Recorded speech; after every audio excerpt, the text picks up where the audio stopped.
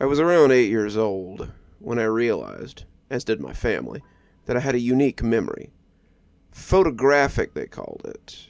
It's really nothing like a photograph, though. I always assumed everyone could recall their first day of preschool, the names of the kids they met only once at the arcade. But at 11 years old, my sister Cammie was chosen for a game show on the radio. Without hesitation, she chose me as a roommate to bring with.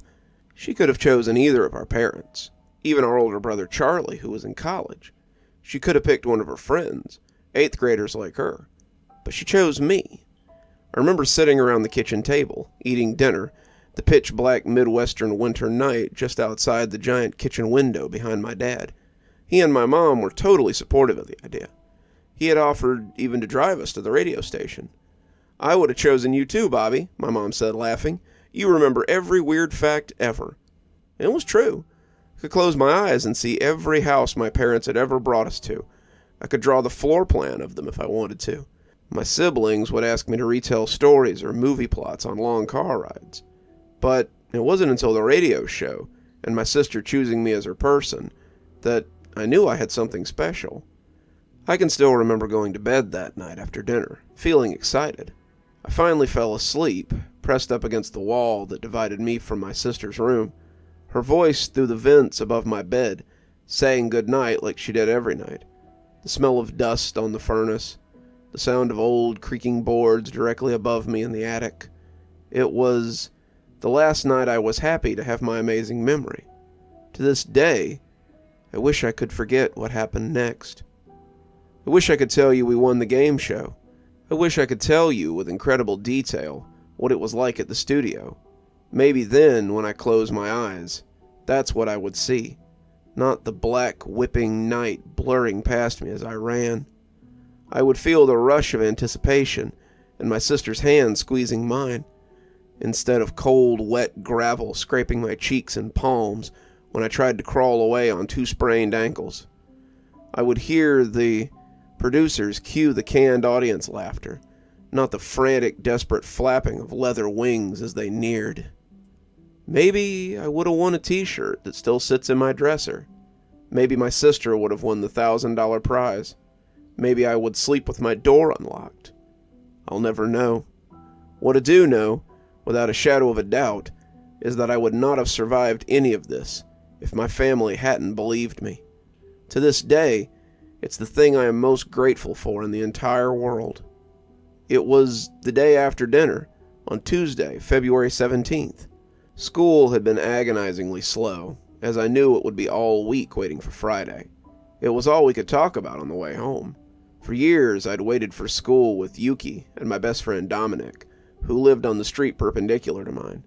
The creek crossed under Sistrine Drive and wound its way along Dominic's backyard. There are hundreds of childhood memories in my head, of he and I and our siblings jumping over the creek, building bridges from his yard over the creek to the field behind the rec center, sliding on the ice in the winter, or half-assed fishing and turtle catching in the summer. I always envied my friends who could walk right from their backyard and into the little winding creek. It was cold, but it hadn't snowed in a few weeks. There were still some small patches of ice on the sidewalk, but most of it had melted, along with the slurry gray mounds of stale snow along the curbs and in small scattered patches on the grass. There was massive construction happening on the other side of the creek. They were building a stupid business center on the field we used to play kickball in, the crane visible between 2 houses behind us. Snow was due that weekend, and everything would be coated and beautiful again. The downside of a blanket of snow was the eerie quiet it caused, and how hard it was to sleep at night when the moonlight and the snow were so bright, even with your closed eyes. It was nearly 6 p.m., and the mid-February sky was already darkening. We had stopped under the flickering gold streetlight at the corner of Citrine and Amethyst, the street that I lived on. I remember huddling close in a group, talking. I remember the wind picking up and the edge of the sky glowing purple behind the house along Citrine. This was when my oldest brother, on break for 1 more week, drove up to the corner in Mom's old sedan. "Hey, Bobby," he called, giving my friends a little wave that they all returned. He was returning some jeans to the mall and wanted me to come with him. It was rare that Charlie asked me to do anything. I think about that a lot.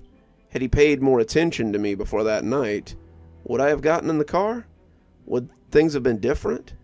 I think about all the choices I made that led to that happening, but none as much as the decision to get in the car with my older brother instead of walking home that evening. Maybe I wouldn't sleep in my closet. Maybe I'd have a family of my own. I'll never know. Then again, maybe I would have never seen Charlie again. If you asked, I could tell you every moment on that trip to the mall. The conversation we had, mainly Charlie asking if things fit him or were flattering. Charlie had come out to our parents a few months ago. They were not surprised or fazed. He had told me that night that he had gone to the bar and felt underdressed, and now he felt pressured to be fashionable. The last thing Charlie said to me before we got in the damn car was, "It's funny, even if you're different, there's still pressure to be the same." At 8:53 p.m. on Tuesday, February 17th, 1998, Charlie and I were on the front seat of our mother's 1995 maroon Lamino. We were at the final stop sign on the ride home, and it was 38 degrees outside. Pearl Jam's Tin was in the CD player, and we were at the corner of Pondside and Citrine, about to turn left into our neighborhood, and to home, to be with our family. Our mother had lasagna waiting for us. We were third in line at the three-way stop sign. On Charlie's side of the street was Yuki's house, with pretty lanterns lining the paved path to the courtyard of their U-shaped ranch home. On my side, past my window, was the pond. The path that led around the pond and up the hill was bright at the edge from the streetlights, but quickly faded to black, with only the occasional twinkle of a back porch light in the distance. The remains of the moon tower, built in the 70s, were barely discernible against the sky, only via the absence of stars and the shape of the structures that was only recognizable to those of us who grew up there. It was a scene that had made me feel small and afraid countless times. The cold radiating from the windows made me feel even more anxious, though now I realized that it was the adrenaline, an ancient alarm system going off in my bloodstream, survival mode manifesting in goosebumps, and what I mistook for heebie-jeebies. The black of the moon tower against the blue-black of the sky shifted as my eyes started to adjust. I had thought about a sleepover game Dominic and I had played when we were in 3rd grade, staring at each other's faces in the dark until they morphed and changed and threw us into giggle fits. It wasn't until the bottom left star above the hill disappeared that I realized it wasn't my eyes playing tricks on me. It wasn't until the pitch grew larger that I opened my mouth to say something. Charlie was deep in the chorus of Even Flow and never heard it coming. It was a low whistle, like an old man out for a walk. 2 notes, one high, one low. It repeated again, louder, and I'd turned to tell Charlie when I saw the red light of the brake lights on the car in front of us fade from his face, and he finally saw what was coming. Only, it hadn't come from the pitch black over the pond. It came from the other side, slamming into the driver's side of the car in front of us. It shattered the glass into a hailstorm, crashing onto our windshield. The impact was so intense that both left wheels had lifted off the ground. Charlie initially cursed loudly and went to open the door to help. I'd screamed at him not to, but I barely got a word out before a penetrating silent vacuum filled the air around me, sucking the air out of my lungs. Seconds later, my windows were shattered over me, glass sticking in my cheeks and the wind whipping the blood across my face and into my mouth as I screamed. I knew before I opened my eyes that it wasn't just an accident, that there was no car or bike or even human assailant. I knew before I pried my eyes open that everything I had feared as a child, that all the myths and legends and ghost stories, were real. I knew it wasn't a bat or a bird. I knew as I felt frantic claws at the nylon remains of my seatbelt that it was a monster. Not a cute storybook monster, but an ancient, angry, bitter creature. One that had been there long before I had, or the town had, or even people had. The last thing I saw before I felt the hook sink into my shoulder and I was lifted into the black swirling cold was Charlie, slumped over the steering column, Eddie Vinder's voice still calling out to me until I couldn't hear him anymore. Not for 1 second did I think it was a dream. The cold made sure of that. My legs heavily dragged across the broken glass of the car window, ripping my jeans and slamming my legs into the frame. I knew it was real. The biting night sky whipped around me as I violently sank a few feet as the hooks in my shoulder began to slip. I experienced a new level of pain as I felt jagged talons piercing my side, and I folded forward as I was yanked backwards into the pitch. I felt another agonizing piercing on the side of my torso before being yanked up away from the earth and everything I'd ever known. I was pulled into the pitch past the streetlights, but whatever had me was struggling. I fell 20 feet onto the icy hard gravel path, but wasn't freed. Violent metallic screams flooded my ears, and the bones of my forehead and chin were scraped along the gravel path. I desperately clawed at the earth, trying to find anything to grip, but only found fistfuls of gravel and goose crap. The talons in my side ripped out suddenly, and I felt a sickening oozing from my sides. I tried to roll over to my knees, but the pain on each side was horrible, and I felt bile swelling in my throat. A patch of dirty snow was inches away, and I tried to crawl towards it to get some ice on my bleeding injuries. That was when I felt leathery whips on my face and violent snags in my hair, pulling and snapping. My stomach lurched as again I was yanked up into the night, higher into my own icy black death. I tried desperately to grasp onto whatever had me, terrified to fall as we climbed higher. The cold stung my raw shoulders and hips, and I felt my blood freezing. The deep scrapes on my knees and face burned with the wind, feeling like icy razors scraping my cheekbones. My numb fingers found a thick, velvety limb. Coarse hair bristled and slipping under my blood. 6 daggers dug into my skull and neck. Even over the roar of the wind and the pounding of the wings, I could hear a horrible scraping and squealing of claws on my skull from behind. From the inside. I struggled to breathe, blood and vomit filling my mouth and tears threatening to suffocate me. Suddenly, the little air that I had on my lungs was forced out violently as my midsection was slammed into the highest beam of the moon tower. The crunching of my ribs was unmistakable. My vision and even my own thoughts darkened with what I can only describe as wetness. Later, I would be told that my ribs were so violently broken that they had pierced my lungs. For a moment, the moon illuminated my nightmares. I was nauseatingly high up, one eye swollen shut, but I could see the frozen pond, dull and distant. Closer, I could see a row of houses, their windows glowing but cruelly out of each. One house still had its Christmas lights up, complete with a giant light-up plastic mold Santa Claus tied to their chimney. It felt wrong and cruel, a warm and happy impossibility. I looked down to see a stream of my blood pouring from my body in a steady flow, then broken by an aggressive gust of icy wind. I choked on a scream, and I was grabbed again, talons stretching out of the exit wound in my shoulder, birthing brand new ones on my lower back. I couldn't hear my own screams over the wind and the angry metallic shrieks like barbed wire on a rusted trampoline. I remember at this point, I could see the pond shrinking south of me as once again my host struggled with its prey. Suddenly we dropped right above the creek, my legs slamming into the fence surrounding the construction site. The cranes loomed over us, the 2 security floodlights at its base finally providing light. The construction site was deep in the ground, a parking garage with a basement level built to be tornado-proof. I've heard countless times from other people with violent experiences Did they forget chunks of their trauma, or they blacked it out?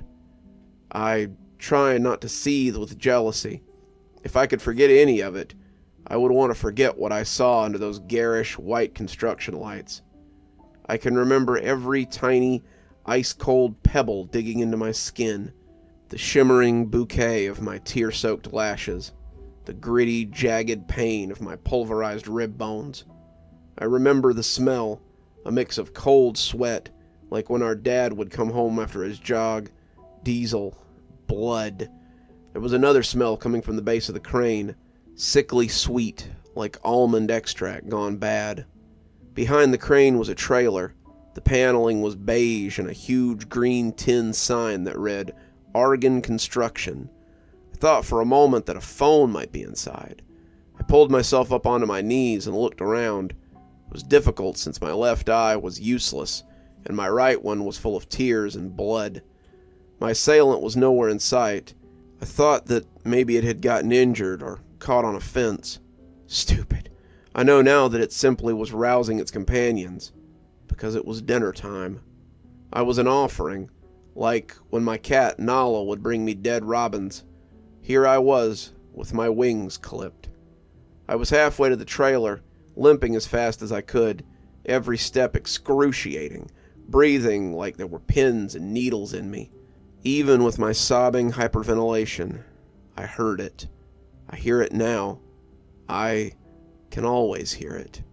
The two-toned whistle, haunting and dreadful, like even if I hadn't been at death's door, that tone would still have shaken me, like a doomsday alarm, like useless sirens wailing as meteors crash into the boiling sea. Under the whistle, a thick, wet breath, echoing from beneath the base of the crane, a dark recess in the cold, wet ground, with darkness somehow leaking from it. Darkness so black that only a staccatoed stream was visible. Something was breathing. I wish I could tell you that the construction unearthed something ethereal, a beautiful sleeping giant, an angel, a groundbreaking discovery. But I don't even think it was the construction. I just think she had always been there. Maybe for years she had survived on squirrels or deer. Maybe she thawed during the warm winter. Maybe she was left behind. The first thing I saw was the tattered, jagged tips of wings, bat-like, narrow, dark-veined like bruised plum skin, her pulse visibly pumping through the veins that raised and ripped through the paper-thin skin, stretching over her wings so tightly it seemed painful just to exist, like she wasn't finished yet, like she'd been birthed from the earth prematurely. And she was angry.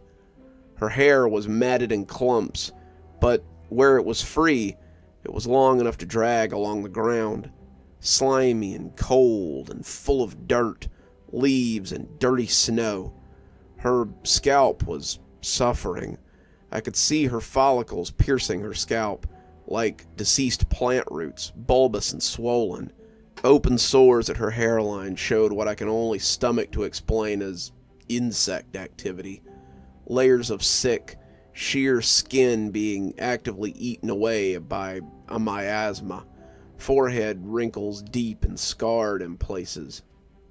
She had no eyebrows or lashes that I could see from my crouched hiding position. Her nose was just a cavity, like a Halloween skull, also swarming with parasites. When she breathed in, a flap rippled across her face, the wetness dripping over her mouth. Her mouth! Years later, an art teacher had told me that while he enjoyed my monstrous horror drawings, that even special effects departments had boundaries, and I would be unlikely to get hired if I didn't tone it down or attempt to make them more realistic. If only he had known I was following his rules, drawing what I knew. She had the familiar sagging of a toothless old woman with flat, cracked, corpse-like lips. But then she parted them. The rot was dizzying.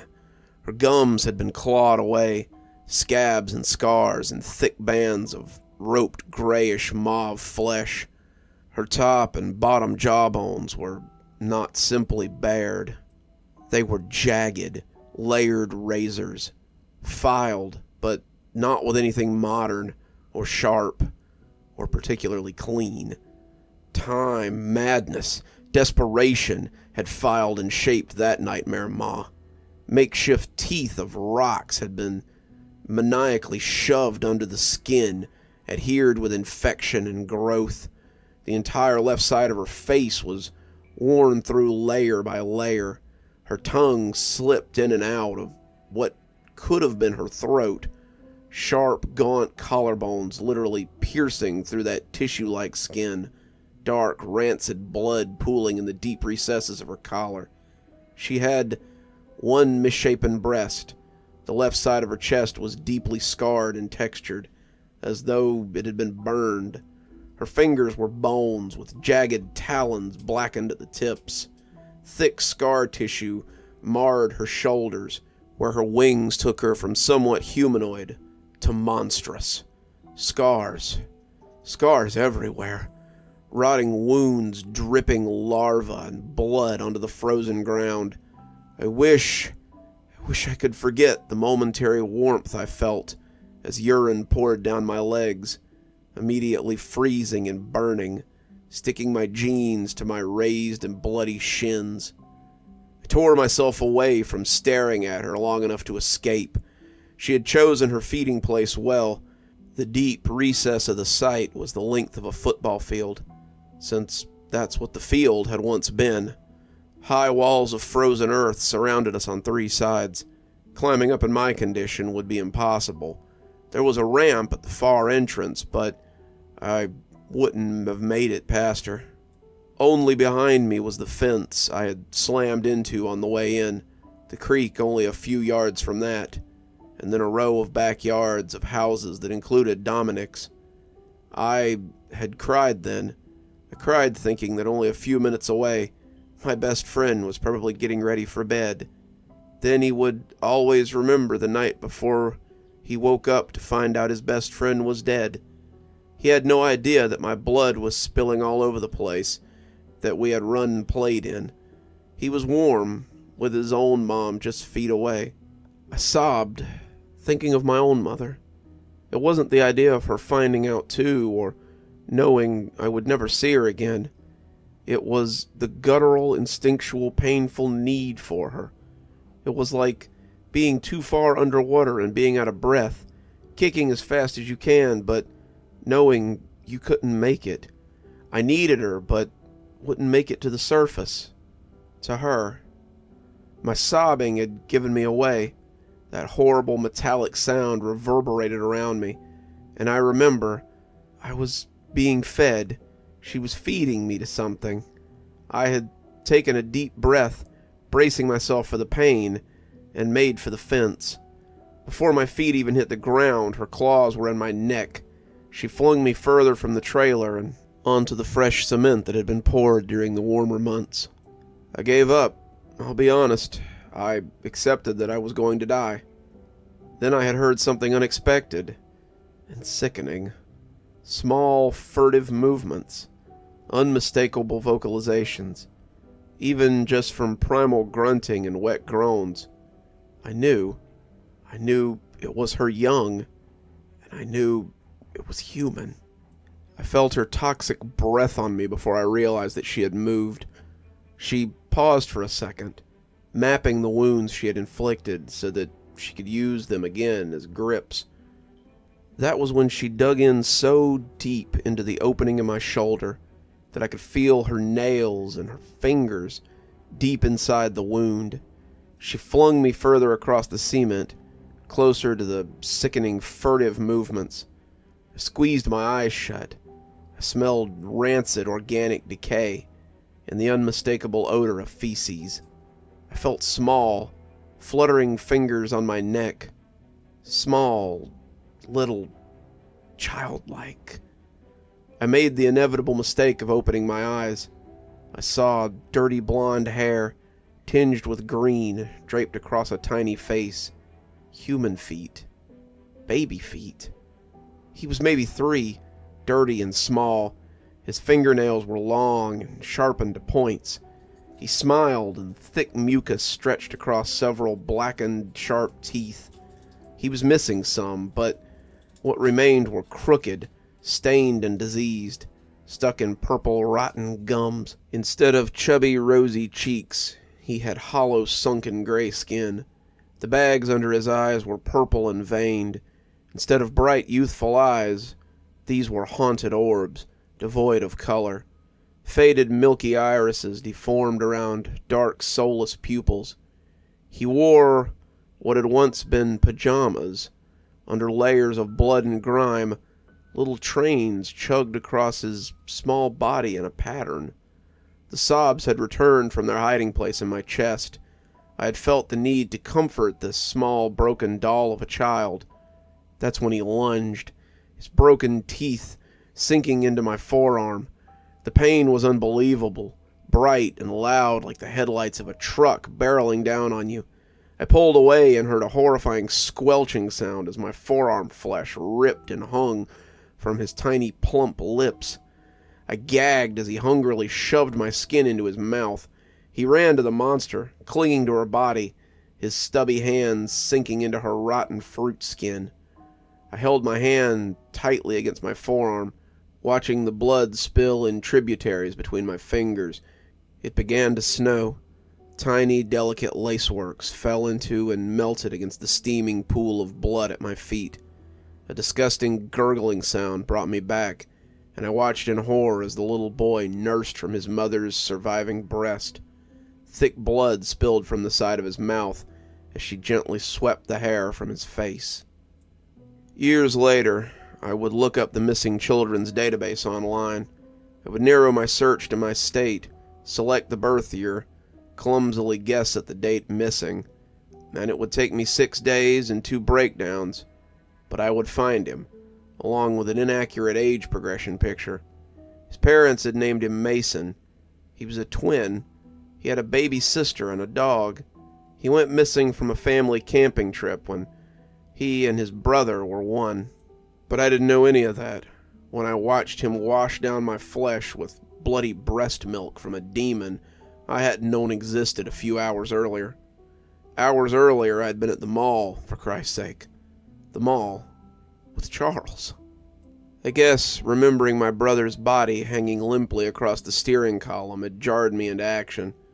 Knowing he wasn't even a football field away from me got me moving. If I could get over the fence, I could make a beeline for Dominic's backyard. I would just have to jump over the mostly frozen creek to get there. Then I could run to his parents' window and have them call the police. I could see the yellow square in the dark that was the sliding glass door to their kitchen from where I was. If I ran through their house as a shortcut, I could run down their driveway, straight down my street to my house. My heart broke a little as I thought of my parents and my sister beginning to worry about us, as we were only a block away fighting for our lives.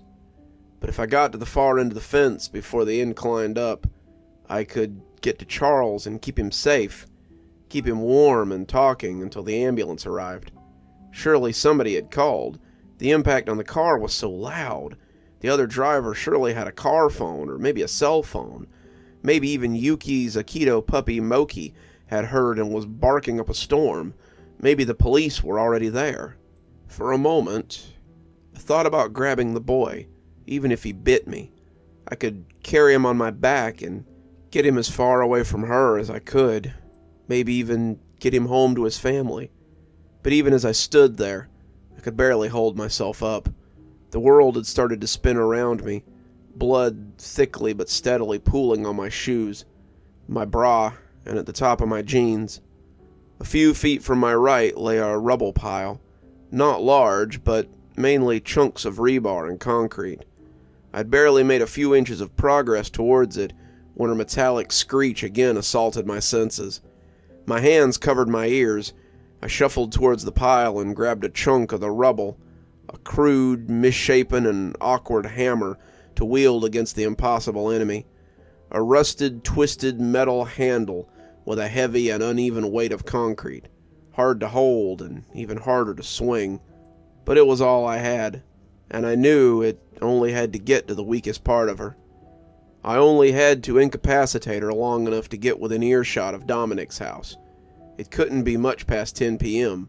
Someone would have to hear me. I gripped my shoddy weapon tightly to my chest with both hands and felt her swoop down violently as I dove for a cement tunnel, her empty-handed dive throwing her off balance. I scrambled awkwardly towards the far end of the tunnel as I heard her raspy wings pulling her upward before her second strike. Instead of waiting for her to cut me off at the tunnel, I ran as fast as I could, darting from the opening and towards the sickly sweet smell of her nest. The only thing between the fence and me was a bloody baby boy. Blood swirled in my mouth, and a gritty, sharp feeling forced me to spit. I don't know why the image of my tooth and my hand covered in blood triggered a response in me, but it did. I knew I was dying, not just that I was going to die, that this monster my parents had never imagined in their worst nightmares would take their daughter away forever, and they would never see my body or have anything to bury, but that I currently was actively dying. The damage to my ribs, my lungs, my spleen, my arm would kill me if the blood loss or hypothermia didn't do it first. I knew I was dying, and it turned me into a monster too. I ran, not straight for the fence, but for her nest. I could hear her above me, barreling down. I ran right towards that little boy and swung a 20-pound chunk of concrete down on his tiny hand, smashing it to the ground. The sound he made wakes me up at night sometimes. His screams were animal-like, and dropped my weapon to cover my ears. The rusted metal scream from the sky crashed down like a bomb, and I ran. I didn't look back. I ran to the fence. With all the strength I had left, I pulled myself up, shoving my foot into a diamond-shaped hole made by the chain link. I'd hopped 1,000 fences this way in my life, and to this day I'm grateful I had the experience. My bleeding hands found the frozen horizontal pipe at the top of the fence, and groaned in pain as I hefted myself over. All the fence-hopping experience in the world wouldn't have made climbing with shattered ribs and bleeding flanks any less impossible, and I could only crash to the ground. Both ankles jarred into the frozen ground, and my scream stuck in my throat, caught on blood and bile, escaping only as a choking sob. Her violent, crazed screams were still on the ground as she tended to her baby. I didn't let guilt slow me down. I ran as fast as I could for maybe 6 feet before my ankles gave out. Dominic's house was all I could see, a tunnel of black closing in on my vision. I never looked back.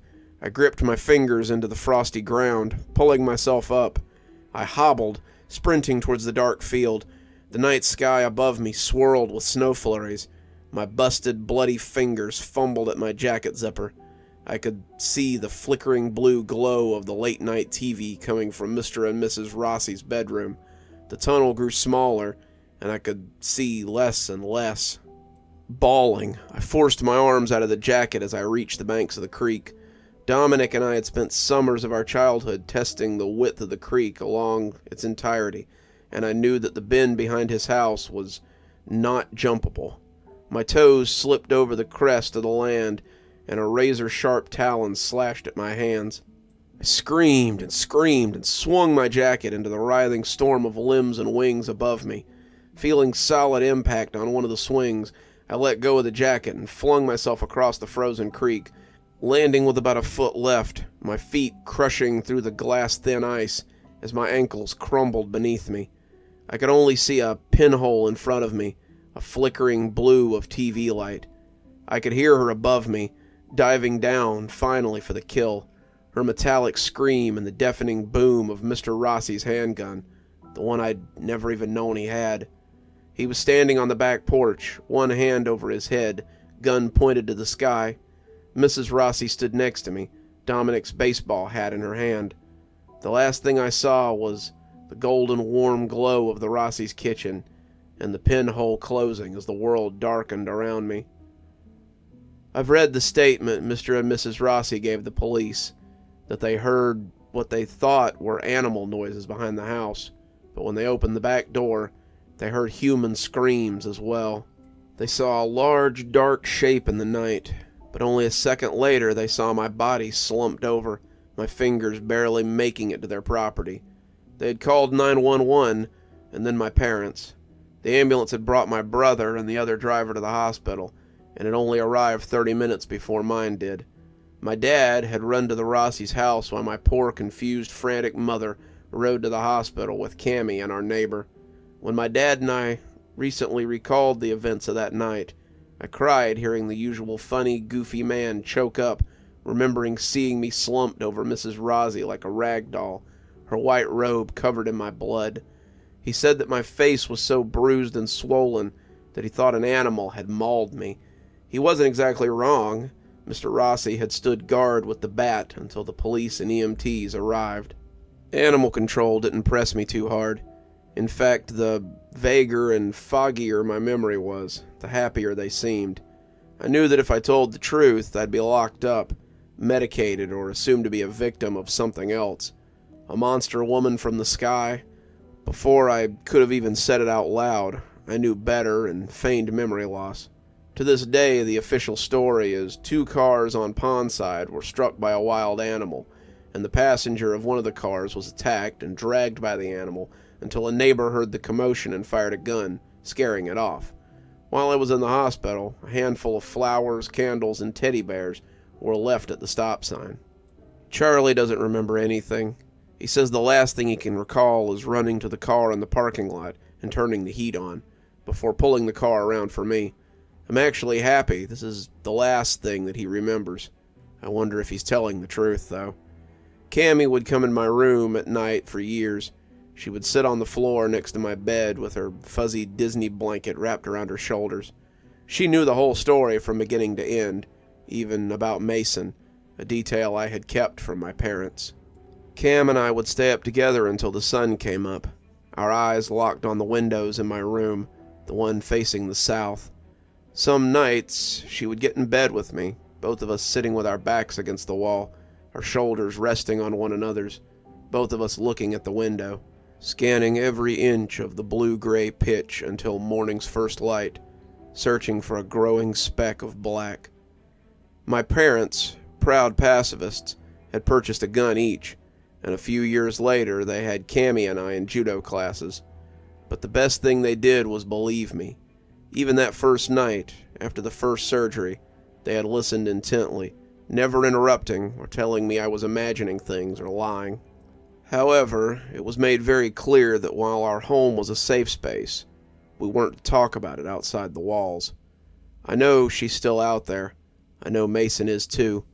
Even after I moved away, my mom would send newspaper articles, first clippings in the mail, then eventually links in text messages as time went on. Police blotters about animal attacks, missing dogs, unexplained accidents, missing blonde boys. She took one every few years from different areas, and I thought initially maybe she had killed or eaten Mason once he was too old, until I saw them both one night. I'd heard the whistle, and I didn't even need to look up, but I did. But that's a story for another time.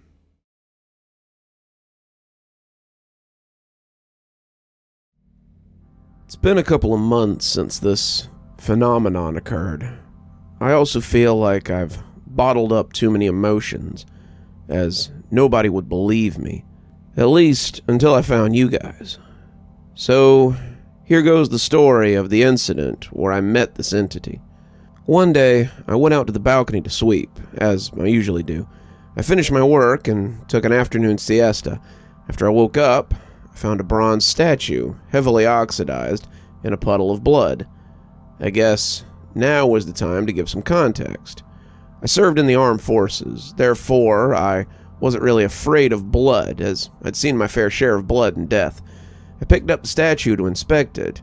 It had a gash on its right wrist, and it was bleeding profusely. Now this freaked me out a little. I never expected any supernatural events to happen to me. I was always skeptical of my family's classic ghost stories. Yet, my years of physical and psychological training kicked in. Statue was about 12 inches tall, featured a woman wearing a robe and holding a paper fan, staring at a noose in front of her. I took the statue and put it in the sink. My analytical mind kicked in. I collected some of the blood for further analysis. I cleaned up the puddle and the trail of blood. Last thing I want is to be landed as a murderer by the Karen next door. I then took a bath and had a change of clothes. I also wondered how the statue had gotten there. Naturally, I checked the CCTV footage. What I saw shook me to my core. I got goosebumps and sweaty hands just looking at the footage.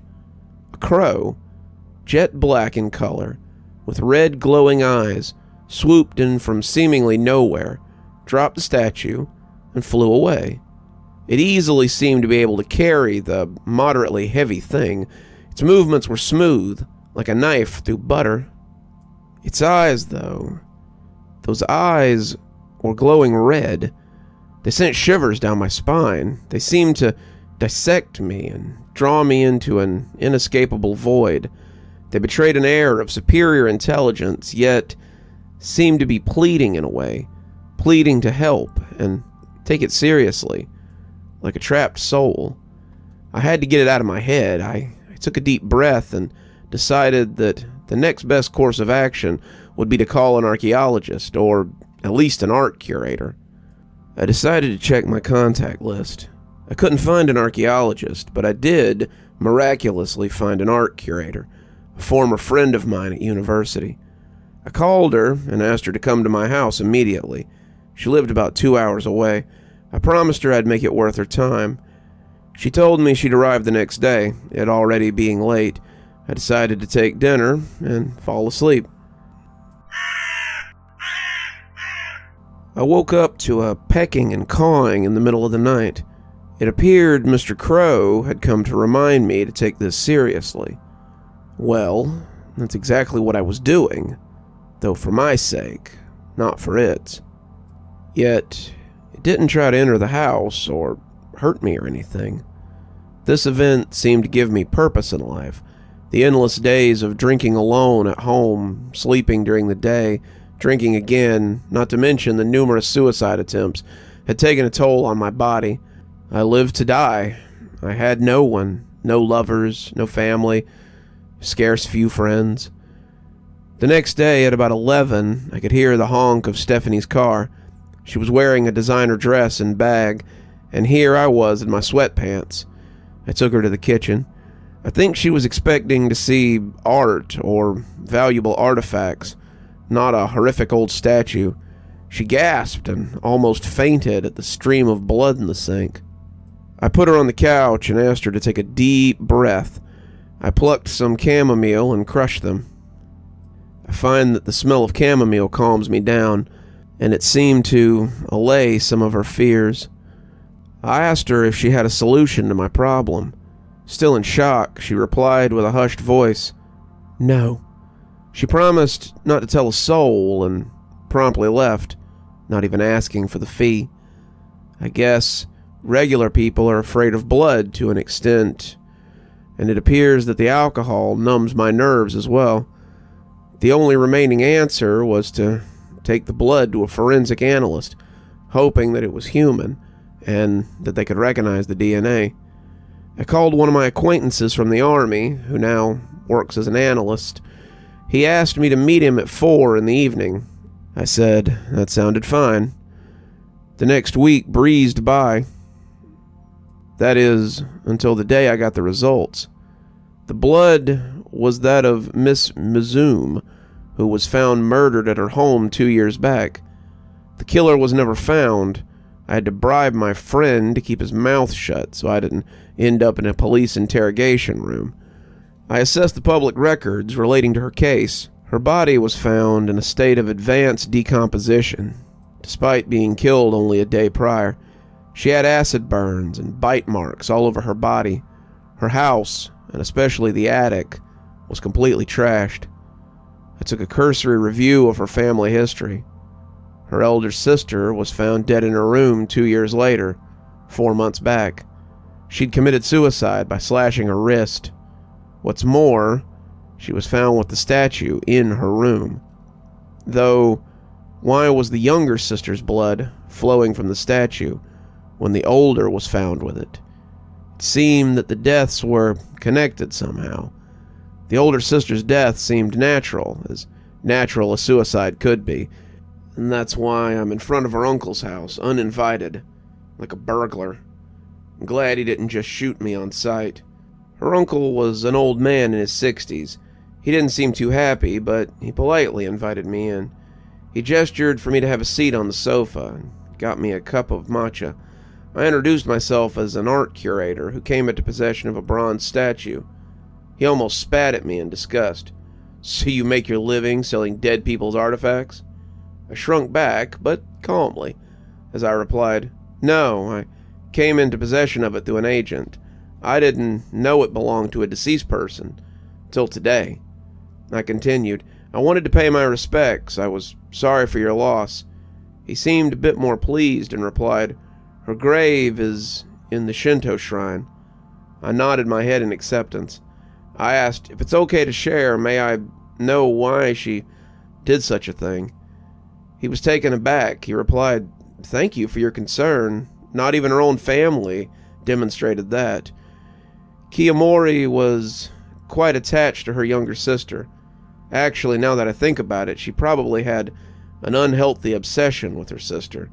She paid for her college tuition, funded her hobbies, advised her, and followed her everywhere, if possible, despite being a responsible adult. The only obsession she had other than her sister was the statue you talked about. The statue was that of my aunt, Kia, Mori's grandmother. She chose to end her life the same way, just like Kiyomori did." Why did she commit suicide?" I asked. "You're obviously a curious person. I'll humor you. My aunt was forcibly married to a corrupt administrator. When she threatened to demask him, he turned public opinion against her and managed to get her arrested for adultery. She was sentenced to be hanged, but cut herself a day before. Her only choice was the noose or the blade. The statue was a commemoration of her honesty." I thanked him and walked to the front door, absent-minded, trying to fit the pieces of the puzzle together. As I walked out, I sensed a tingling on the back of my spine. I turned my back to see a pair of glowing yellow eyes staring back at me. It suddenly skittered away, with its body not to be seen. I'm not proud of what I did next. I ran through the street as fast as I could and reached home in record time. I opened a can of beer and turned on the TV.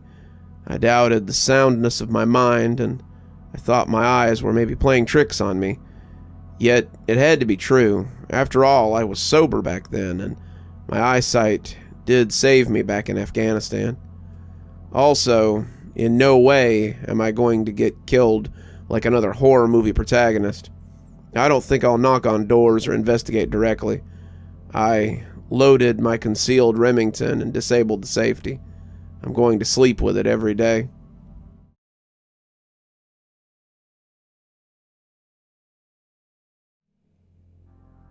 I was woken up by a sharp creaking somewhere above my head. My clock told me it was 5 in the morning. The house continued to creak, sounding oddly like a crow cawing. As a rule, I don't leave my room till morning. Not only am I afraid of the dark, but I live in a haunted house. It's true, since I'd moved in a year before, I discovered that not one, but 2 non-human residents exist here. And as if my house wasn't full enough, I recently added a 3rd to the mix. The creaking wasn't just the wind. It was the first entity, Knox.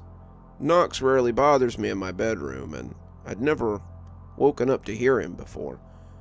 I just wanted to roll back under my blankets, but knowing I wouldn't get back to sleep, I instead flicked on the lamp on my nightstand. The wood noises stopped abruptly and were replaced by the sound of a whistling wind. Something about the wind struck me as strange.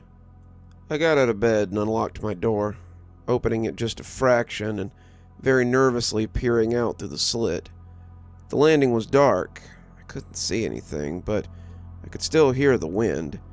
It took me a minute to realize the sound was coming from inside, not outside the house. Was there a window or a door open?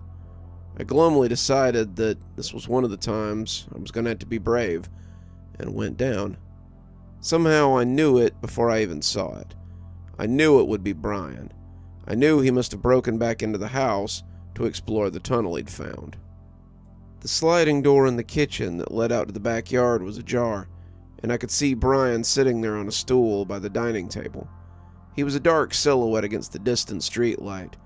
I felt indignant rage rising up in me like bile. "Brian, I wasn't kidding. I'm going to call the police," I said, as I flicked on the orange kitchen light. His back was to me, and he was hunched over the dining table, hands clutching desperately at his hair. A muffled but continuous moan was coming from him, and that's when I noticed a dark liquid dripping onto the dining room floor. "Brian?" He stood up suddenly, the stool clattering to the floor, and turned to me. I felt something splatter my clothes and tasted iron in my mouth. He fumbled forward, arms flailing wildly and clutching the air, as if he was going to grab me. The horrible moan turned into a raspy scream, and as my brain slowly came to grips with what I was seeing, I finally registered that his eyes and tongue had been torn out. I don't talk much about my family. I guess the trending word to describe it these days is toxic. My aunt serves as kind of a matriarch of the family. Something about the inheritance, being the favorite child of my grandparents, other stuff like that I've never bothered to understand. It lets her wield some sort of power over them. That's not to say that I have a great relationship, even with my own parents. I don't wash my family's dirty laundry in public, suffice to say. It was a beastly thing to deal with. I guess that's why I was so eager to gain independence. I moved out and bought this house and keep my family several states away, only to find myself haunted. Sounds like I'm about to blame my parents for this mess I'm in, doesn't it? That would be unfair. However, I can't help but think that my family's dysfunction was reasonably responsible for what was happening to my cousin when he discovered the fourth entity I share my house with. My aunt holds me completely responsible for what's happened to her son. I'm officially not welcome at any family gatherings where she's involved, which is most of them. I think I'm cut off from whatever the inheritance is, too. I honestly couldn't care less. But that's not the point. I actually do feel quite sorry for what happened to my cousin. Some days I even feel a little guilty. If only I'd stood my ground and not let him stay at all, or kicked him out early. Boundaries, right? Not even a month has passed since I dealt with the third entity, when I got a phone call from my mom. I only get phone calls from her when she wants something. "Hey, your cousin Brian's moving to your city. He needs a place to stay. Do you think he could live with you?" "Sorry, Mom, but my place isn't suitable for anyone to visit right now. I'm actually having quite a lot to deal with. You think you're the only one with problems? Come on, I know you got a spare room. Just let your cousin stay. You know your aunt helped us out a lot when you were young, right?" "No, Mom, I've been through enough. It's been a lot lately. You wanted to move out? You didn't have to move out. Now that you're out and you're learning how hard it is to have responsibility, you want to be selfish and not help anyone. Do you think it's right that other people should have problems just because you wanted to create your own problems? You know your cousin can't hold down a job. At least let him stay until he finds one, okay? You know how hard it is for your dad and me when your aunt is angry with us. We let you go and live by yourself. You're making money now, right? And we haven't asked for any of that. I think you can help a family member out this once, don't you?" "Okay, fine," I said. "He has 2 weeks. Then he better be moving out." "Don't be like that. You help him out for as long as he needs. I'll tell your aunt," my mom snapped and put the phone down before I could protest. Fish sticks. She messaged me later to tell me that Brian would be arriving in 2 days. I'm uncomfortable with anyone staying overnight at my place. My brush-ins with the 3 previous entities had involved people staying over. This wasn't just anyone either. This was Brian. This was drug dealer Brian. This was fired from 7 jobs, Brian. This was sets fire to his school, Brian. This was killed his girlfriend in a car accident while driving drunk and still totaling the next car he got while drunk driving again, Brian. But Brian evidently had a problem following rules, and there were rules for living at my house that ought to be respected. I tried making a quick list in my head. If you hear 2 knocks in a room, leave and return later. Do not disturb the milk and bread by the basement door. Do not enter the basement without consulting me first. Do not wander around the house at night unless absolutely necessary. Do not break the lines of black dust, the iron filings, at the threshold of bedroom doors. If you do, sweep them back into place. Inform me immediately if you see anyone or something strange in the mirrors. Brian arrived as scheduled. How was he still permitted to have a driver's license after that, I don't know, but he's a fair bit larger than me, taller and wider. "Dude," Brian said, coming out of his car, "this is your place? Man, what a dump." I didn't bother to reply. Was it strange to feel offended over my haunted house? I gave him my best dirty look. "Hey man, I'm starving. You got any food?" he said, completely unfazed. "Dinner's at 5, Brian. Bring your things up to the guest room." There had been no talk of being paid for accommodations or groceries from his mother, my aunt, or Brian. Was I expected to house and feed this guy for free? He only had a couple of bags with him, which he hoisted on his right shoulder. Then he trudged in, followed me up to the guest room. I scowled at the boot prints he trailed in. Was I supposed to clean up after him too? I had been so caught up in listing rules regarding the entities, I hadn't thought of basic rules for living with a housemaid. By the time he'd thrown his bags unceremoniously onto the guest room floor and plopped himself on the bed, I had reduced my rules to a single rule in hopes he would follow it. "All right, listen, Brian," I started. He was flipping through his phone. "You can't wander around the house at night." That seemed to catch him by surprise, enough that he looked up from his phone. "Why not, cuz? You doing something naughty around the house at night?" he said, waggling an eyebrow. "No, it's... This is where I realized I hadn't thought of how I would word that the house was haunted to him. Just that I like to keep it quiet around here." "Don't worry, I'll be quiet," he said, looking back at his phone. "I'm serious, Brian. No wandering around at night." Yeah, all right." I shook my head and went down to make dinner. We survived dinner without speaking to each other. He just looked at his phone the whole time. Then after dinner, he plonked himself on my couch and turned on the TV. Then he noticed my game console and turned that on and started playing a fighting game. "You mind maybe asking before using my things?" Yeah, he said, absently mashing buttons. It was just past 6 and the sun was setting. "Man, I'm serious about the night thing. You better finish that up before the sun sets. And please, wash your own dishes." "Uh-huh." Rolling my eyes, I went to the pantry to grab my usual nighttime snack rations. Upon seeing my stashes of chips, biscuits, and instant noodles, I grabbed some spare shopping bags and hauled the lot up to my room.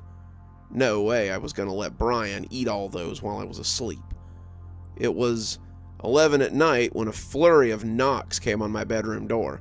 I opened the door to find Brian standing outside, white as a sheet. "Dude, I saw a ghost. Your house is haunted, man." I kept checking over his shoulder. What did it look like? "I don't know, man. I turned around and there was like a little girl in the kitchen. She was all dark. Then I just booked it up here, man." "Hair color? Height?" "What? I don't know.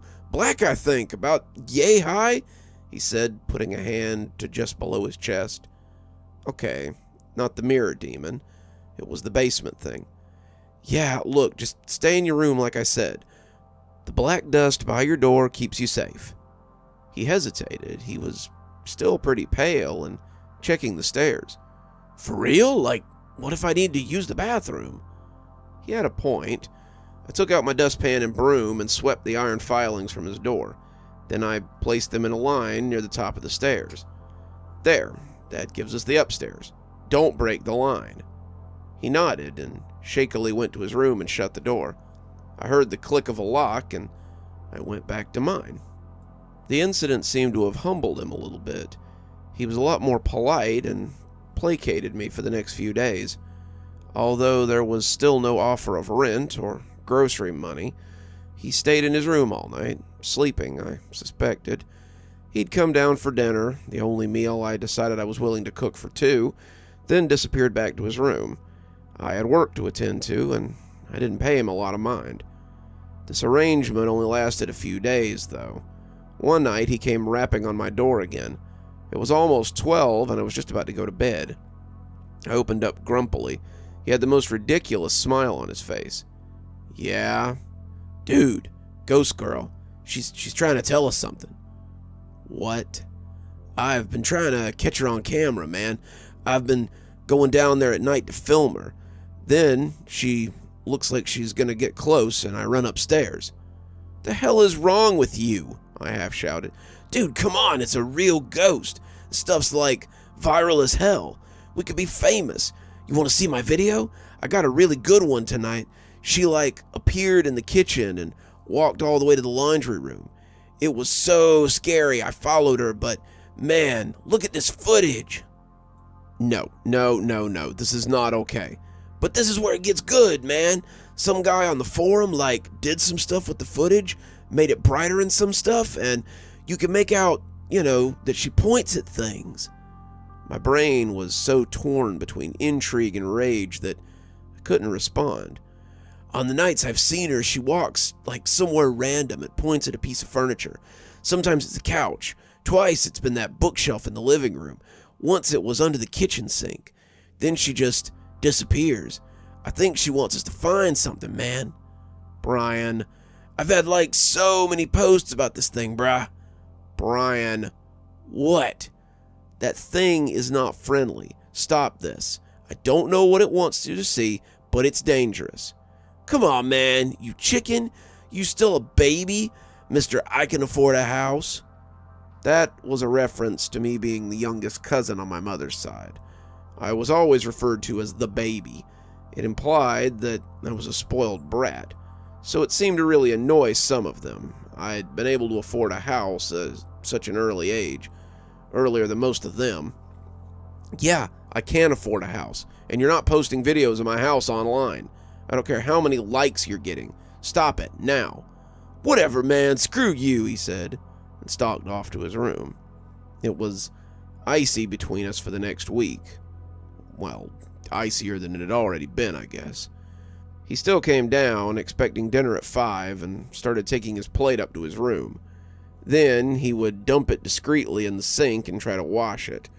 He obviously never did housework, but perhaps what I wondered about most was how long it had been since he washed his clothes. I never really saw him do laundry. It had been almost 2 weeks since he arrived. I figured it was the end of whatever commitment of kindness I owed any family member, and was preparing myself for the confrontation when I asked him to leave. So, on Saturday, I'd messaged my mom that I was going to talk to Brian and have him leave by the following week. I put my phone on silent and braced for the storm of texts and calls that would surely follow that message. But my mind was set. The next day at dinner, I was going to have a serious talk with him. I got a message from my friend Vivian, close to midnight, that said, "Is this your house?" Attached to it was a link. I clicked the link that led to a live feed, and it was indeed my house. Brian was filming right that moment. I was livid and was just about to get out of bed, throw open the bedroom door, and crash his party, when I heard his voice on the feed. "All right, guys, the temperature's dropping. She's coming, boys," Brian whispered. I kept watching. He was filming from the bottom of the stairs, and you could make out my kitchen furniture in the faint light.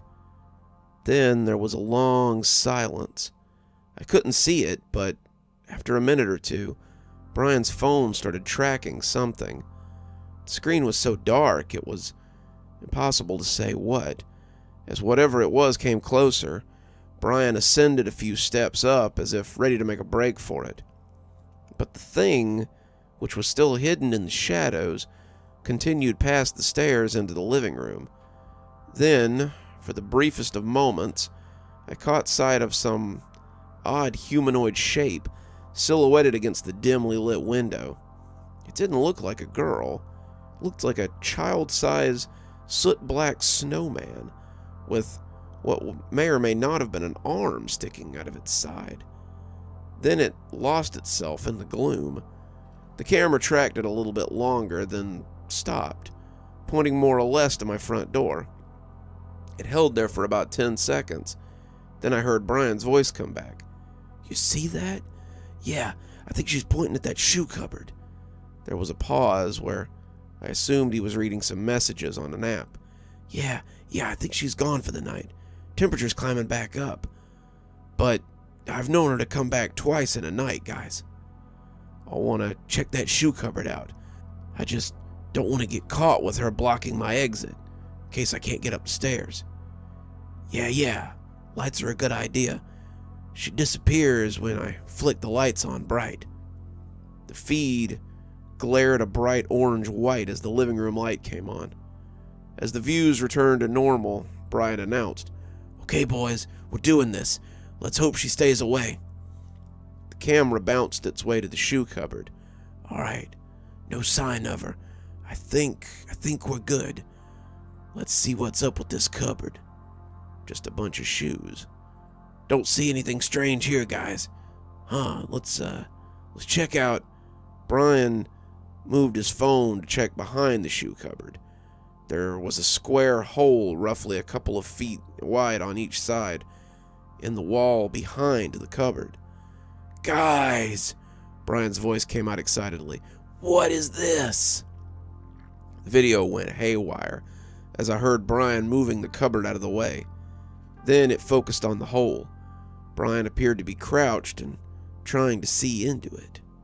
Its walls were made of naked concrete, and it just stretched away, the light of the torch seeing no end. I don't understand. The wall was one of the house's outer walls. It couldn't even be 3 feet thick. Was it the outside they were looking at? No, you could see the wall of the corridor go on at least 5 feet past the phone light. "Think I should go in?" Brian asked. "Yeah, okay. YOLO. Man, it's narrow in here." The screen got black with sudden flashes of Brian's hands as he started to crawl into the space. That's when I decided I needed to intervene. A shadow child had just shown him a passageway that defied the laws of physics, and his audience thought crawling into it was a good idea. Maybe they all thought this was some elaborate prank, some ARG that would promote a movie or something. Maybe this was some sort of alternate reality anyway. How the hell did that passage even exist? I don't remember a hole there when I moved in. Surely I would have seen it when I put the cupboard there. I hurried out of bed, went out onto the landing area, and reached the top of the stairs. I brought myself to a sudden halt there. The downstairs was pitch black now. Hadn't Brian turned on the living room light? The hackles on the back of my neck prickled as I felt the air drifting up from below, chilly as though from an open fridge. As my eyes adjusted to the dark, I saw it. A patch of black against black, standing at the kitchen entrance, peeking at me from around the corner. I think it waved at me. Sorry, but I'm not that fond of Brian. I backed into my room and closed the door. The feed was still going, but with a steady interference now. The images flashed by like a jaunty slideshow, and Brian's voice came through in short barks. "There's a dead body in here! Oh, crap!" The screen showed a gray, dusty mound on a rough concrete floor. It might have been a body. "This is..." Static. "Oh!" The video quality reduced further into a snapshot that came through every 5 seconds. An image suddenly came through of a figure sitting by a table, its hands resting on it. The figure was skeletal and Its jet black surface gleamed like someone had decided to carve the grotesque thing out of obsidian. In fact, the only reason I didn't think it was a statue was the fine, long hair sticking out of its skull. Then the feed froze completely, a blurry capture of the black reflective hand against the gray table and an open book. There was writing on the open page, but the image was far too unfocused to tell what it had said. Was it a list, maybe? I panicked. What was I supposed to do? Did I call the police? Did I try to go downstairs? I paced my room back and forth. I stared back at the feed again and again, but it stayed frozen on those hands. I almost called V, but I didn't. Finally, I decided to go back to the staircase and see if the basement thing was still guarding it. I opened my door and I could tell the living room light was back on. I hurried across the landing, but even before I reached the bottom of the stairs, I heard a commotion from the living room.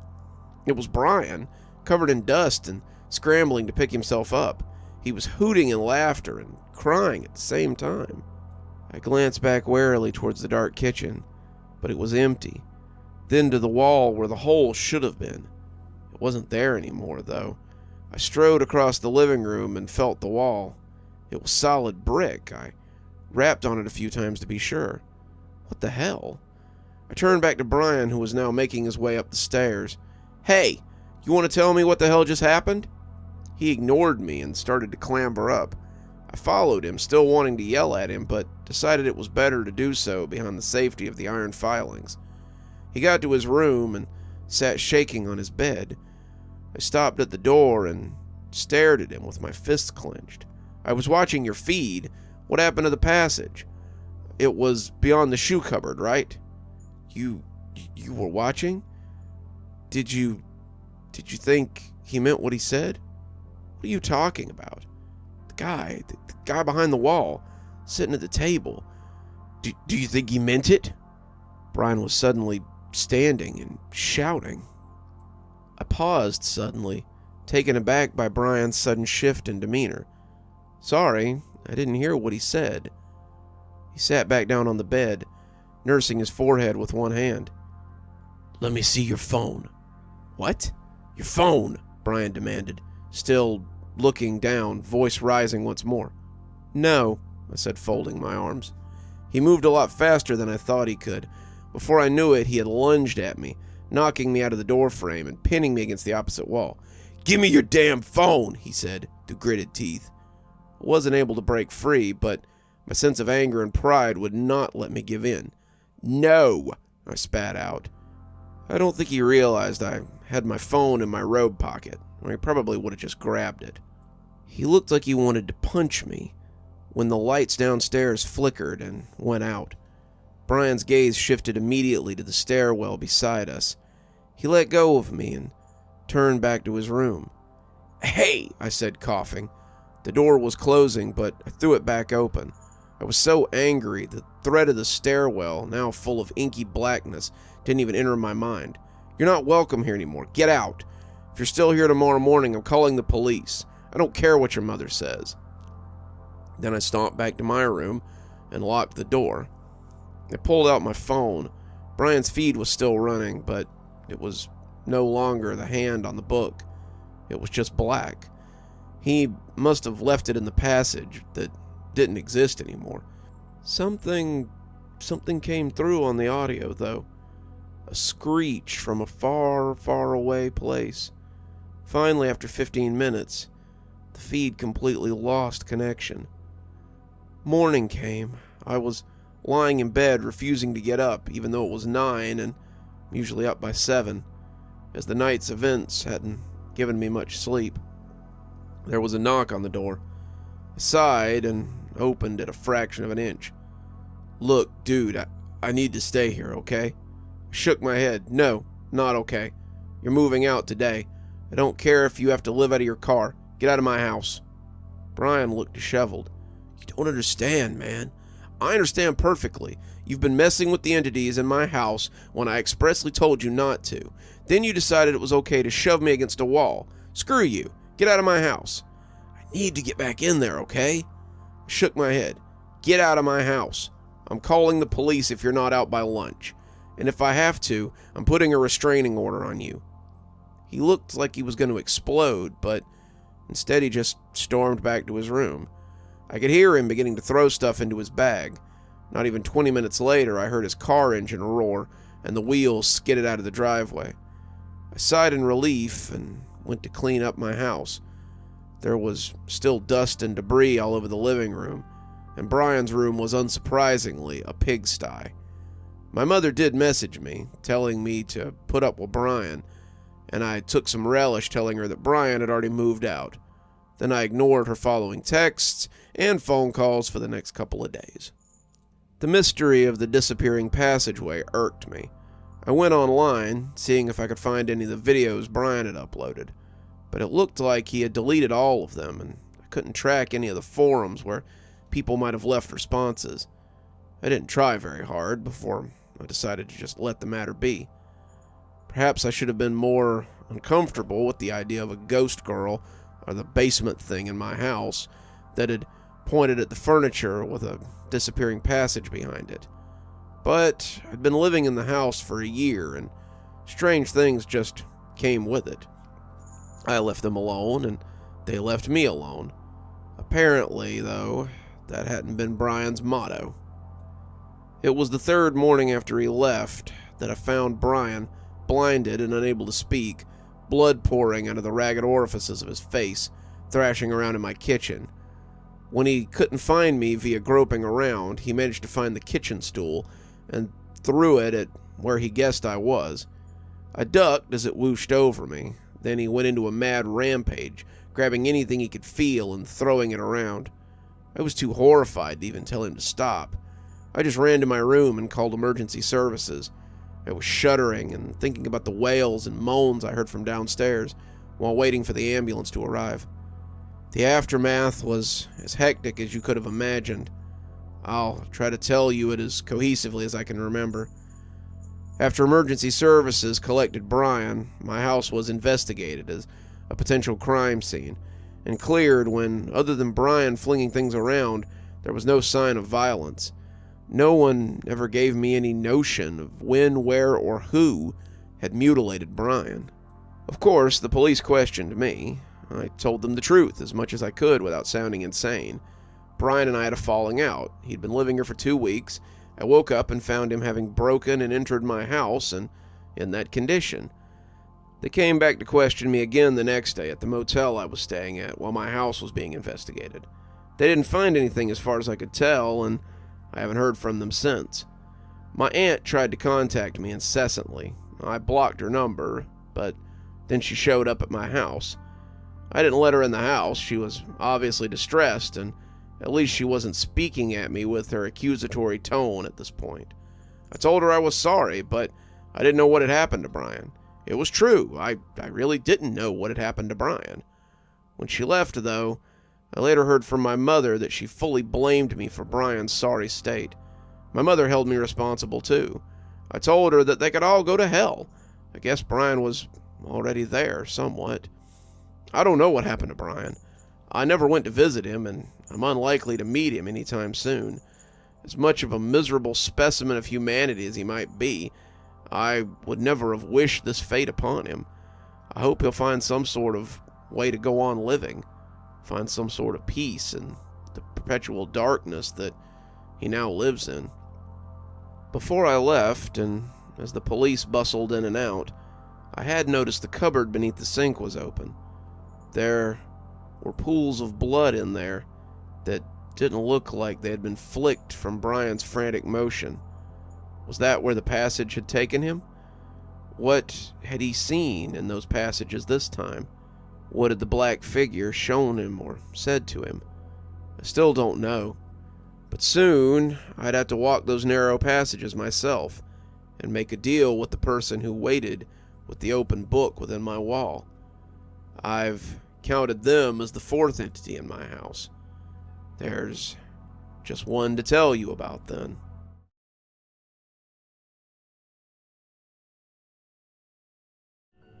The cigarette smoke chokes me, but I don't let myself cough. Instead, I keep it inside. Everything in me wants to let it out, expel it like some kind of poison disagrees with my organs. Still, I keep it inside. It's my first cigarette ever, in a classroom far away from the populated part of the school. I won't let myself look like a wimp, not in front of her. I couldn't give a crap about the popular kids standing with us in the room. I've never felt the need to care about them. However, when I heard the girl of my dreams was going with them, I just had to be there. That's pretty much how I found myself here. No one goes here anymore. Not after that kid died.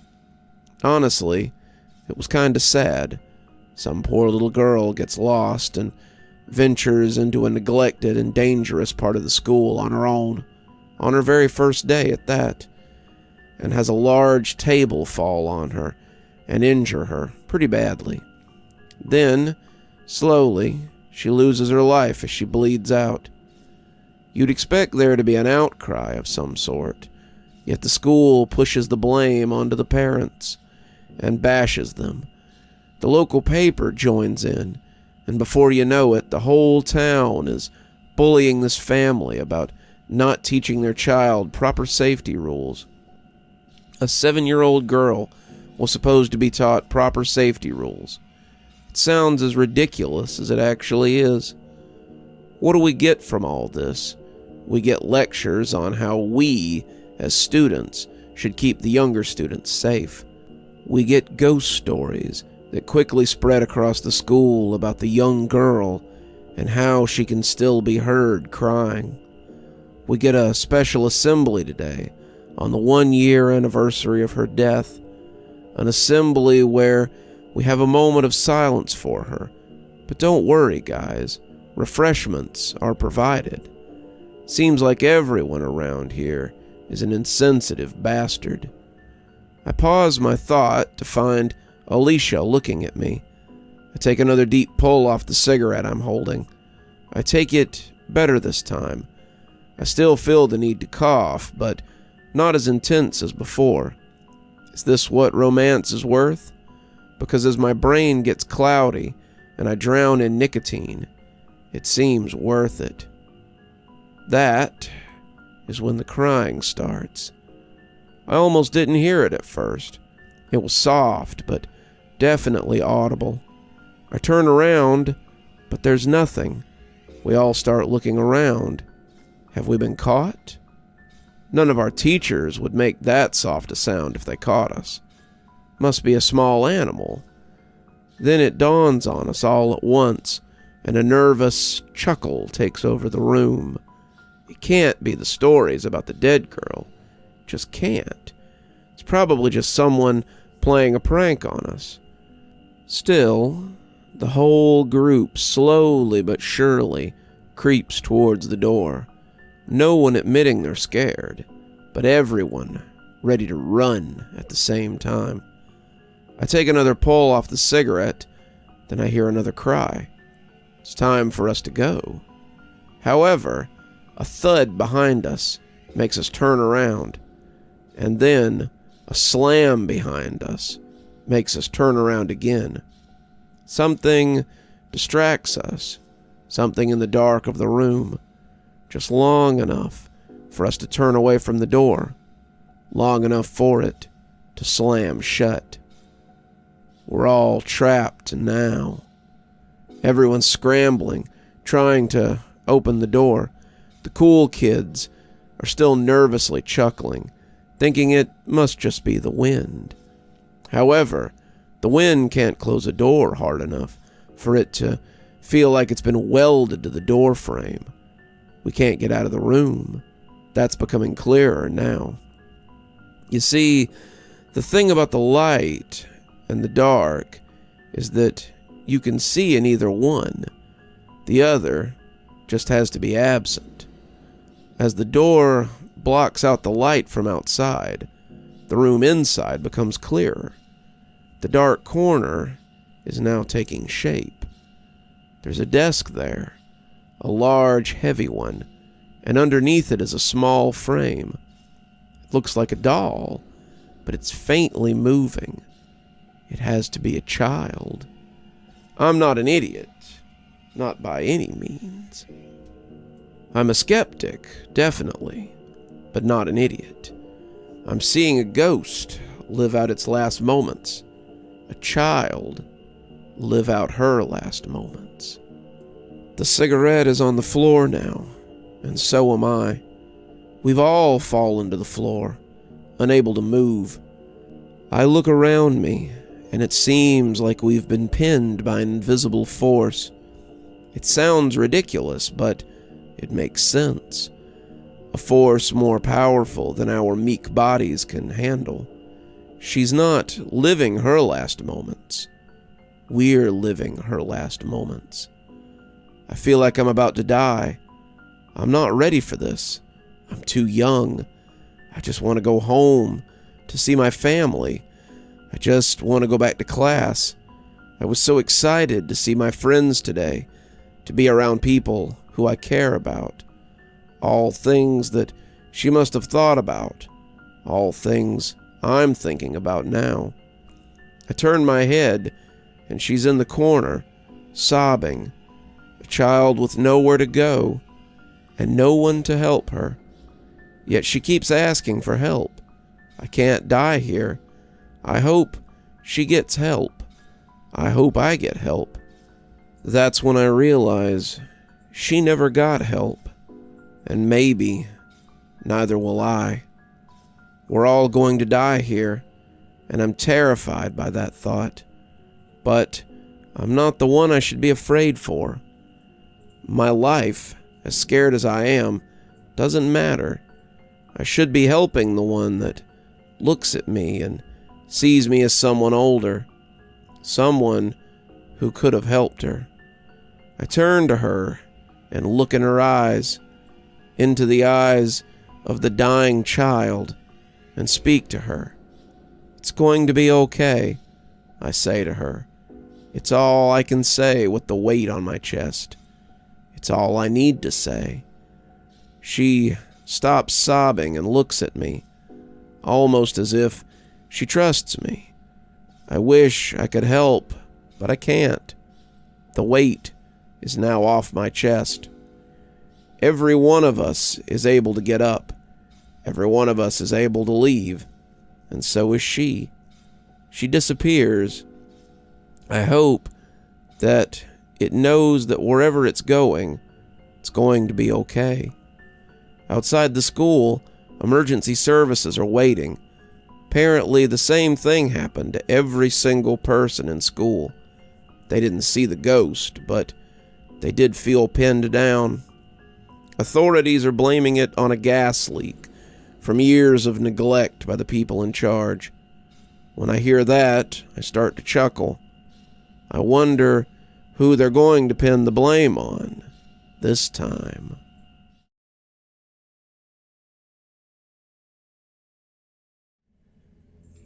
The hissing of steam from the subway grates interrupted the silence of the evening. City lights cast long, menacing shadows over the pavement. Right in front of me, a missing child poster flapped in the breeze.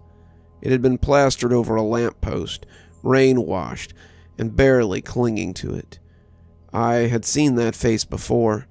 Street vendors sold questionable food, with grease pooling in the grill tops. A thin wisp of smoke emanated from the cart, blending with the city fog. At that hour, only the brave or the foolish roam the streets. "I told you," a voice sneered, breaking me out of my reverie.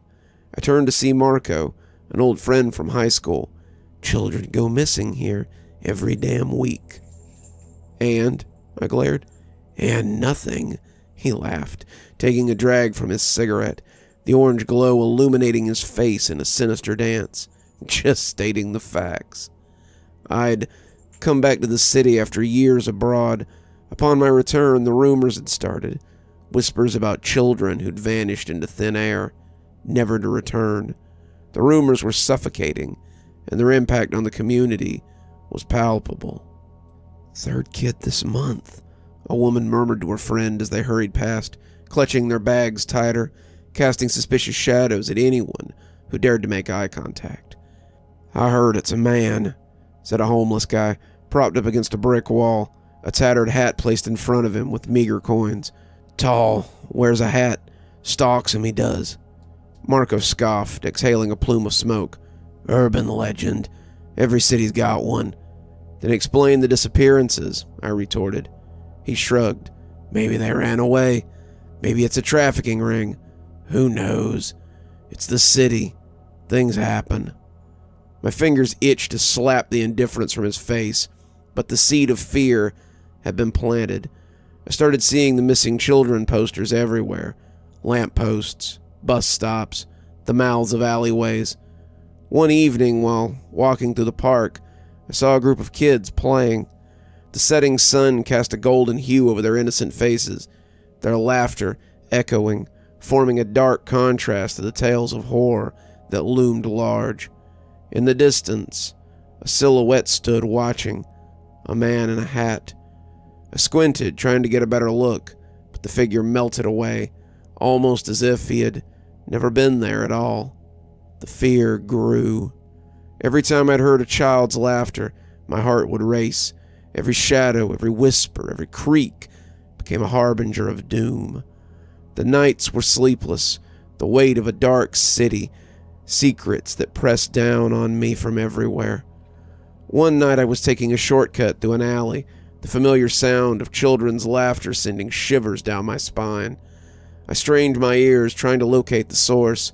It seemed to be coming from an old, dilapidated building, its windows boarded up, a relic from the long-ago past. Against my better judgment, I approached, feeling an inexorable pull.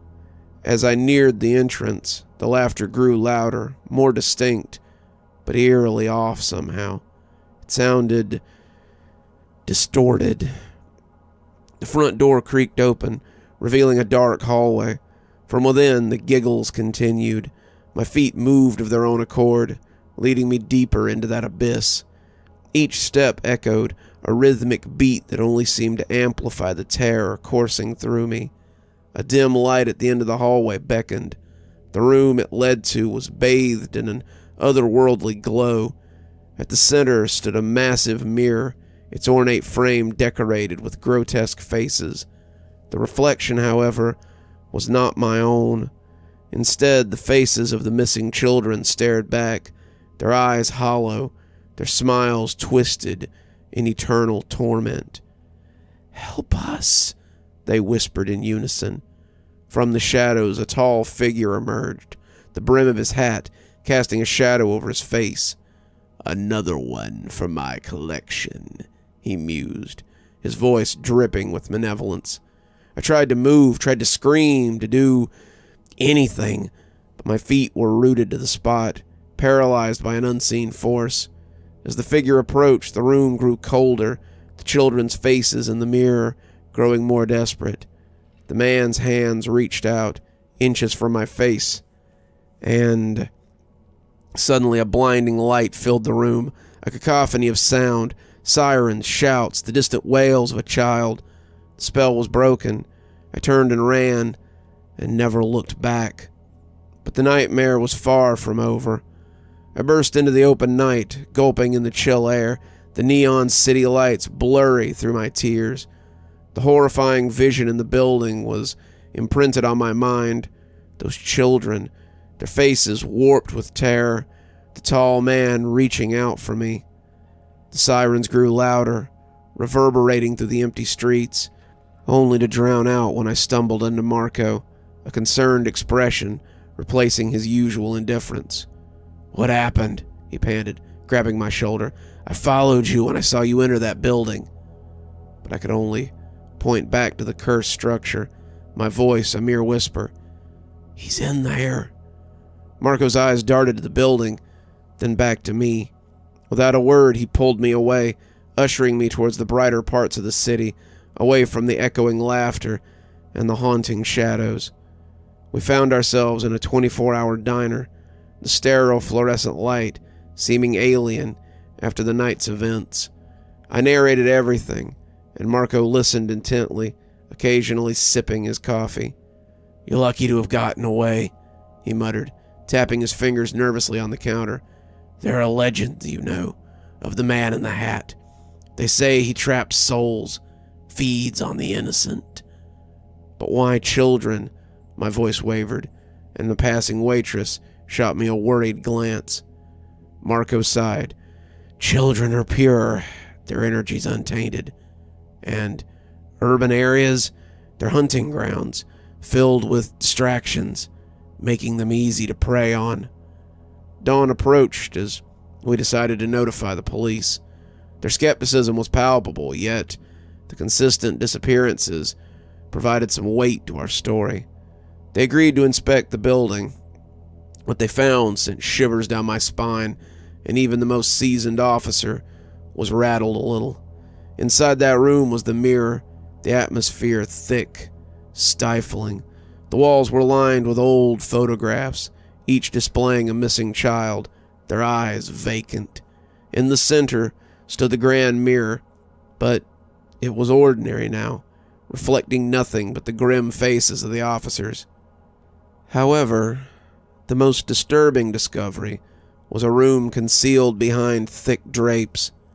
Inside, a maze of strings connected pinned pictures, notes, bizarre symbols, each thread intertwined, leading to a single image in the center, a sketch of a man in a hat.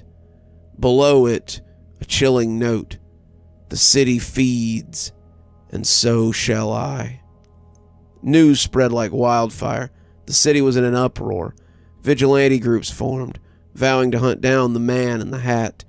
Parents held their kids close, and the night saw the streets deserted. Weeks turned into months, but the city's palpable fear remained. The disappearances halted, but the memories persisted, a shadow over every home. One evening, as rain lashed the window panes, I received a call, an unknown number. I hesitated, then answered. A raspy voice, dripping with malice, whispered, "You escaped me once, but the city never forgets." Frozen, I could only listen as soft, distorted laughter echoed in the background. I slammed the phone down, my heart pounding. The man in the hat wasn't done. The city's nightmare had only just begun. Despite the overwhelming dread, there was a determination that burned within me. I couldn't let this malevolent entity continue his reign of terror. Teaming up with Marco and a group of other survivors, we decided to delve deeper, to unearth the truth behind this urban legend. Our research led us to an ancient myth, stories of an entity that existed in the shadows, thriving on fear. The more that we feared, the stronger they became. Legends spoke of mirrors as portals, realms where these beings would trap souls, feasting on their essence. We needed to destroy the source of the power. We needed to destroy the accursed mirrors. Armed with tools and determination, we made our way to the building. The entrance seemed more foreboding than before, its dark void beckoning us, challenging us. Inside, the silence was oppressive. The mirror room awaited, the large glass surface reflecting our anxious faces. Taking a deep breath, I swung my sledgehammer. The impact sent ripples across the city. Every street, every home, every heart felt that first strike. As cracks appeared, the trapped souls began to break free. The city, once cloaked in darkness, began to breathe again. But it wasn't over yet.